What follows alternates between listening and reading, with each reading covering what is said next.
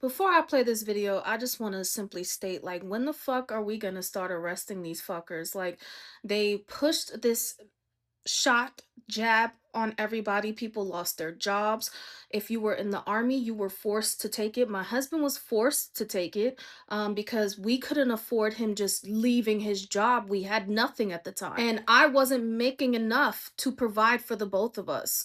And since they forced him to take it, I'm ride or die. I was like, I'm gonna take it too. I ain't gonna let you die alone. So yes, we both got the jab. We did not do boosters or anything like that. That was not going to happen. I was only going to do what was required, which was the first two shots. And now, mind you, I'm somebody who has never had the flu, never had a flu shot.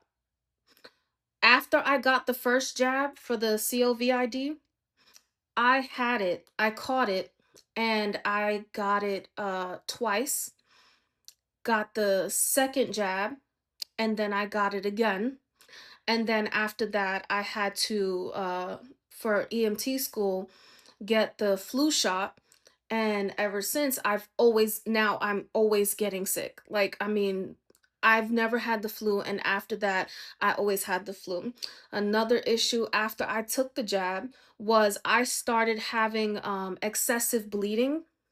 So down there, I've always had fertility issues, but it got a lot worse after I took the two jabs. I don't know if it's because of that, but me and my husband have made very large assumptions that it is because of that, because I never had an issue with my period being so heavy or lasting for like 3 to 4 months. That's how bad it got. I was getting blood transfusions because of it.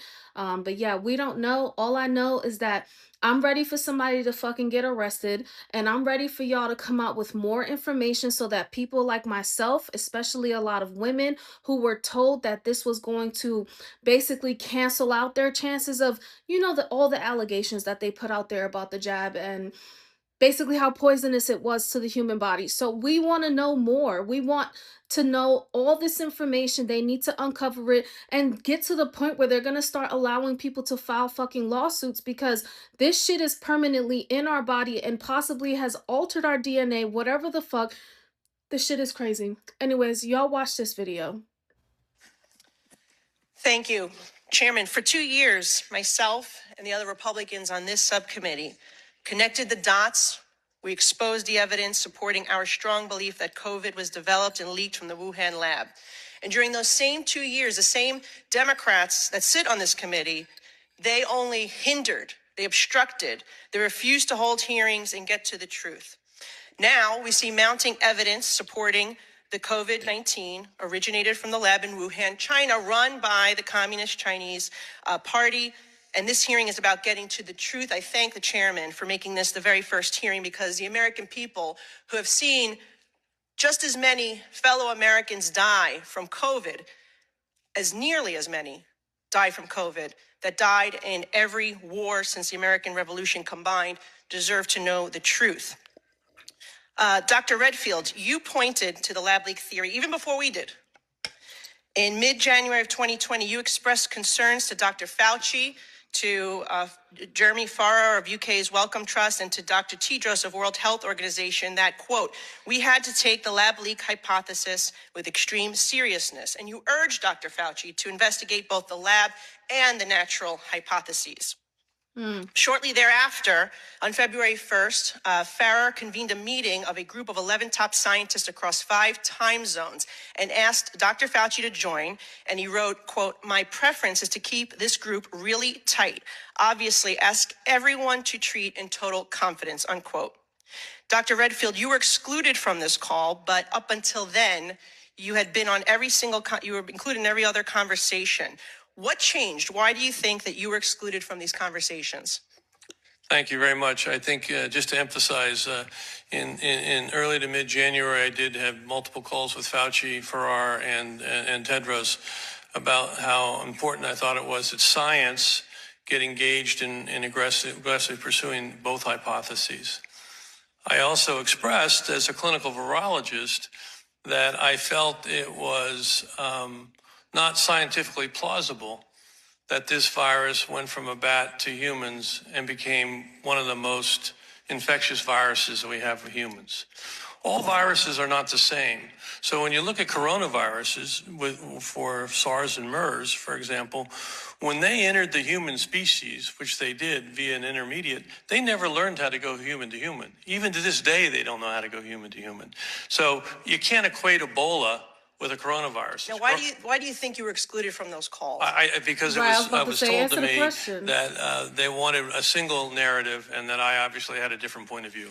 Okay. In emails following the conference call, 4 of the 11 scientists told Fauci that they all found the genetic sequence inconsistent with expectations from evolutionary theory, basically what you're saying. However, just 3 days later, these 4 scientists had drafted a paper arguing the exact opposite, and that's now the infamous proximal origin of SARS-CoV-2. Our investigations show that this paper was prompted by Dr. Fauci, among others, with a goal to disprove the lab leak theory. What is the likelihood that these scientists came across additional information just 3 days after making these statements to conclude with such certainty that COVID-19 came from nature instead of the lab leak that they thought it was 3 days earlier? Yeah, I think it's unfortunate. Again, I've said this before, that this whole approach that was taken on February 1st and subsequently in the month of February, if you really want to be truthful, it's antithetical to science. Thank you. Science has debate, and they squashed any debate.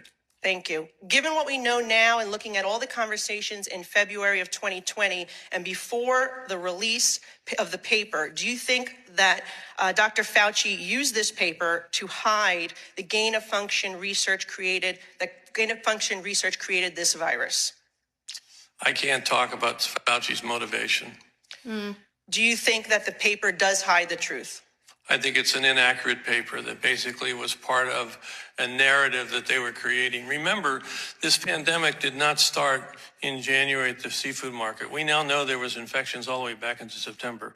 This was a narrative that was decided that they were going to say this came from the wet market, and they were going to do everything they could to support it, to negate any discussion about the possibility that this came from a laboratory. I got 20 seconds left. Dr. Fauci was affirmatively told in an email that NIAID had a monetary relationship with the Wuhan Institute through EcoHealth Alliance. He was told this in January 27th of 2020. Do you think that Dr. Fauci intentionally lied under oath to Senator Paul when he vehemently denied NIH's funding of gain-of-function research?